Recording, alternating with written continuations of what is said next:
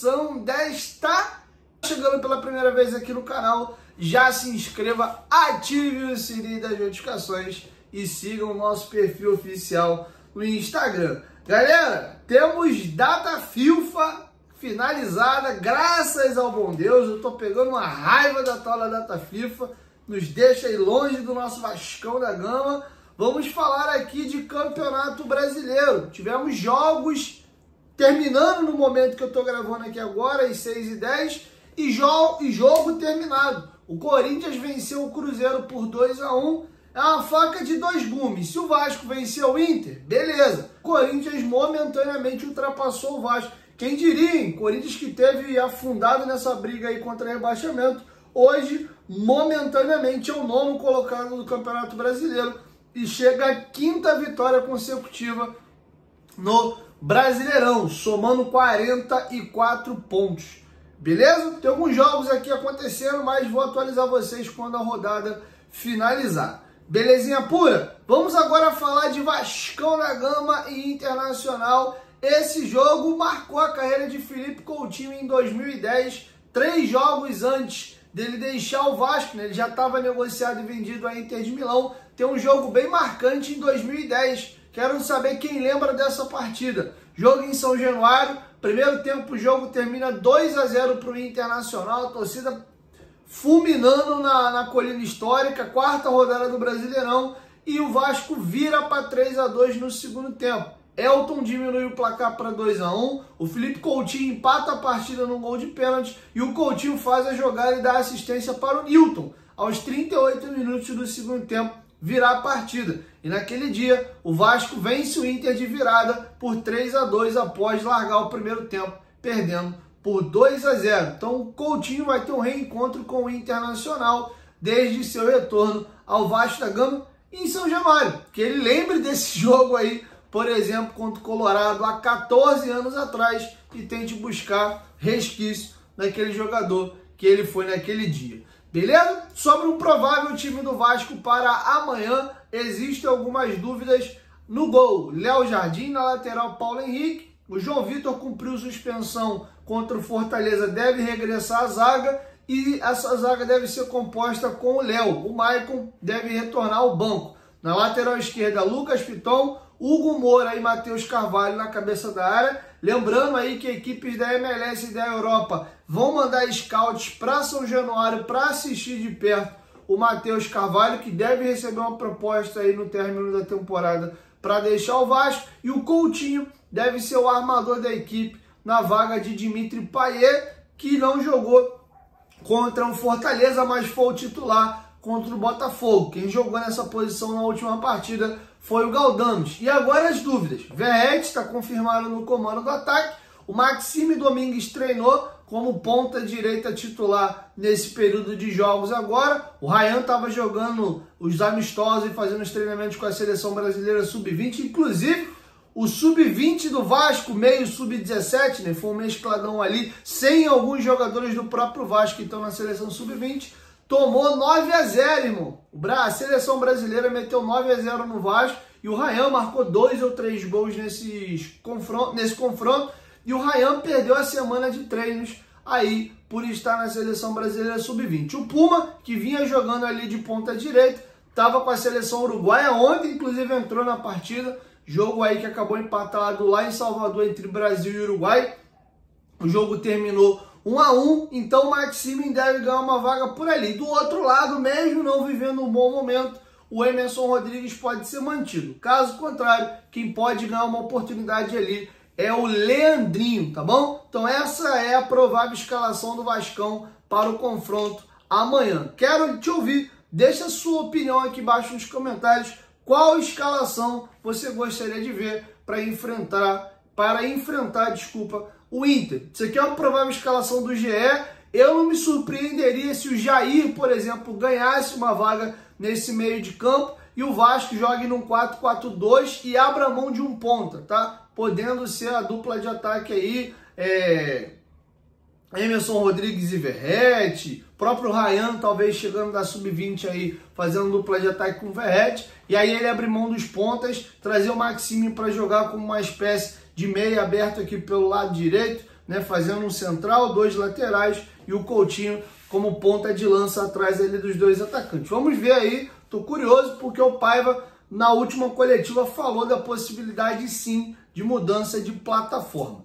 Beleza? Lembrando de novo aí que o jogo do Vascão da Gama é amanhã à noite e você que é bom de palpite, você pode fazer a sua apostinha onde? Lá na PagBet. A PagBet é a mais democrática do mercado, com apenas R$1 aí você está apto a apostar. Na PagBet você tem vários benefícios, como por exemplo, atendimento 24 horas por dia, cadastro simples e desburocratizado. E o nosso bordão na PagBet é acertou, tá pago, via agilidade das nossas transferências que são através de Pix. Lembrando, você tem que ser maior de 18 anos e apostar com responsabilidade, tá? Você pode ganhar, mas você também pode perder, beleza? PagBet, parceira do canal Futebolaço. O link tá aqui, ó, na descrição do vídeo e no primeiro comentário fixado. Bom, galera, vamos trazer aqui algumas atualizações. O técnico Ramon Dias deu entrevista coletiva hoje, né, após o término da partida entre Corinthians e Cruzeiro na Neoquímica Arena, e disse que em momento algum desrespeitou o Vasco, né, meio que tentou botar panos quentes na situação. Eu vou deixar com vocês aí a fala do Ramon na entrevista coletiva, já adiantando aqui uma ótima notícia pra gente, pro confronto contra o Corinthians no final de semana. O Memphis Depay, que fez um partidaço hoje de novo e marcou mais um gol com a camisa do Corinthians, tá fora. Recebeu o 3º cartão amarelo e não vai nos enfrentar. Então com vocês o Ramon Dias aí, falando aí que não foi bem assim, não desrespeitou o Vasco. Confere o que disse o técnico argentino. Primero que no, en ningún momento le falté respeto a Vasco, al contrario. Creo que fue el club que nos dio la posibilidad de venir a Brasil, que también estuvo en una situación muy complicada y delicada por ahí. Es muy difícil jugar por la retrocesión y saber que a nosotros la gente nos atendió muy bien, nos respondió bien. Sí que por ahí hubo algunas cosas que no me gustaron, pero también es parte del juego. Sabemos que nosotros dependemos exclusivamente de los resultados y creo que el resultado que hemos conseguido en Vasco y que hemos conseguido hoy en Corinthians, creo que son 2 campeonatos para nosotros, para Emiliano. Nosotros nos consideramos que hemos ganado 2 campeonatos. Hemos ganado uno con Vasco y otro con Corinthians. Por eso estamos muy felices de haber cumplido objetivos que eran imposibles de sobrellevar, porque son muchos partidos donde hay mucha presión de la gente, la familia. Hubo mucho desgaste. Así que sí que estamos felices por los objetivos que hemos cumplido. Galera, o que vocês acharam da fala do Ramon Dias? Quero te ouvir. Deixa a sua opinião aqui embaixo nos comentários. Eu não quero nem opinar muito não, mano. Vira a página aí, pra mim o Ramon é página passada dentro do Vasco. Beleza? Vamos aqui trazer atualizações sobre o Danilo. Tem 2 informações novas. Ainda sobre a negociação que o Vasco tentou com o Danilo na janela passada. Segundo o Globoesporte.com, o Vasco mandou 2 representantes ao interior de Minas Gerais, na cidade de Bicas, aonde um projeto social lá em Bicas chamado Futuro Redondo. E o que acontece? O Vasco tentou entender a situação do jogador para fazer uma proposta. O Vasco entende que a parte financeira não é um problema. Já havia ofertado um salário alto para o André Ramalho, que acabou indo ao Corinthians. E o Vasco está disposto a ajudar o Danilo a desenvolver o projeto social dele lá em Bicas. Algo similar com o que o Vasco faz com o Felipe Coutinho no Instituto Coutinho, aqui no Rio de Janeiro. A Itatiaia trouxe uma outra informação relevante de que a família inteira do Danilo é flamenguista. Muito provavelmente o próprio Danilo também deve ser rubro-negro. E óbvio que isso pode pesar e muito na negociação. O Flamengo acompanha de perto a situação, quer entender qual é o cenário e também pode avançar por uma proposta. E óbvio,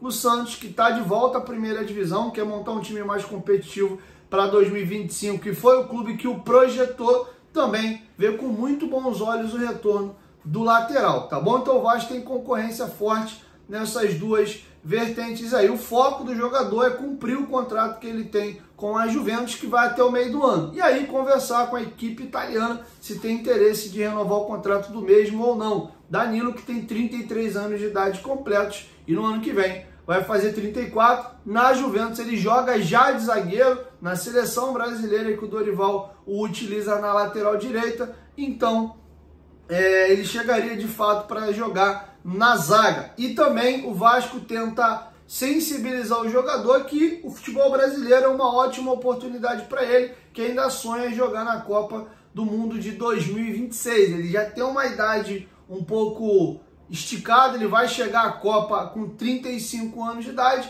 e vários jogadores do futebol brasileiro estão sendo convocados. O Vasco tem o próprio Léo Jardim, que já foi, e tem jogadores na seleção chilena e uruguaia, casos de Pumita Rodrigues e também o Jean Davi, tá bom? Então o Vasco tenta usar todas essas armas aí para tentar seduzir o Danilo. Então é algo que muito provavelmente, caso aconteça, é apenas aí para o meio do ano. O Danilo é tratado sim como uma prioridade da diretoria do Vasco para chegar para o meio do ano. Beleza? Quero te ouvir. Deixa a sua opinião aqui embaixo nos comentários do que vocês acham da situação aí do Danilo. Beleza? Bom, galera, para fechar aqui, por último e não menos importante, queria voltar aqui, dar uma pincelada na situação do Aleph Manga. Vi que muita gente torceu o nariz aí, pô, Aleph Manga, a gente se pega muito em nome, né? Olha muito para grife, a gente tem péssimos exemplos recentes no próprio Vasco aí com essa questão de jogador com muito nome. Mas vamos aos números do Aleph Manga. Essa temporada de 2024 dele, a gente tem que botar um asterisco, porque ele teve um problema lá da punição do cartão amarelo, da questão lá das apostas. Ele teve 4 jogos só no Curitiba, retornando agora em setembro, e marcou um gol ainda assim, tá? 23 dele não foi completo, que a punição começa em 23 e termina em 24. Foram 25 jogos, 13 gols e 5 assistências. Excelentíssimos números, foram 18 participações em gols em 25 partidas. Vale frisar também de que o Aleph Manga é um ponta esquerda, tá? Então são números realmente absurdos. Lembrando também que ele joga de centroavante se precisar. Ele tem 1,90 m de altura. 2022, ele fez 56 jogos, marcou 16 gols e deu 7 assistências. Também muito bem, inclusive jogando aqui a Série A do Campeonato Brasileiro. 2021, o Aleph Manga teve os seguintes números aqui. Também uma ótima temporada do Aleph Manga. Vamos aqui aos números do jogador. Foram 48 jogos, 21 gols e 7 assistências, ou seja, 27 participações em gols em 48 partidas, tá bom? Aqui foi um misto de Série B e também o Campeonato Carioca, que foi quando ele despontou no Volta Redonda e foi o artilheiro da equipe lá de Volta Redonda. 2020, aí com menos calendário, jogando uma equipe de Série C, foram 18 jogos e 7 gols e nenhuma assistência. Ou seja, é um jogador que te entrega bastante gol e te entrega assistência também. É um cara que tem drible, tem velocidade, tem gol e também ajuda na marcação. E joga em mais de uma posição. Tem 29 anos de idade, completa 30 anos de idade agora dia 28 de novembro. Ano que vem vai fazer 31 anos. Não teve lesão, ele ficou praticamente um ano fora dos gramados aí por esse problema extracampo dele. Eu acho que é uma aposta válida. Ele não pode chegar como solução dos problemas e nem o cara para assumir a ponta esquerda do Vasco, mas eu acho que é um cara que pode até vir a ser esse jogador, acabar a temporada como titular, mas tem totais condições sim de engrossar o elenco do Vasco aí, ser no mínimo uma excelente opção de segundo tempo, podendo até ser o titular mesmo ali da posição. Tá? Acho que é uma grande oportunidade para o próprio. E eu acho que até o fato dele não vir nesse bom momento aí pode até facilitar o Vasco fazer um negócio melhor. Salário baixo, contrato curto, eu acho que vale a pena sim. Tá bom? Quero te ouvir. Deixa a sua opinião aqui embaixo nos comentários. Então é isso, galera. Eu vou encerrando com vocês a nossa segunda edição. Logo mais eu volto com a terceira ou amanhã, próximo aí das 5 horas da manhã. Tá bom? Lembrando que o gigantesco, o colossal da colina, joga amanhã às 8 horas da noite, beleza? 1, 2, 3, futebolaço, tamo junto, família. E a qualquer momento eu volto com mais informações. Tamo junto!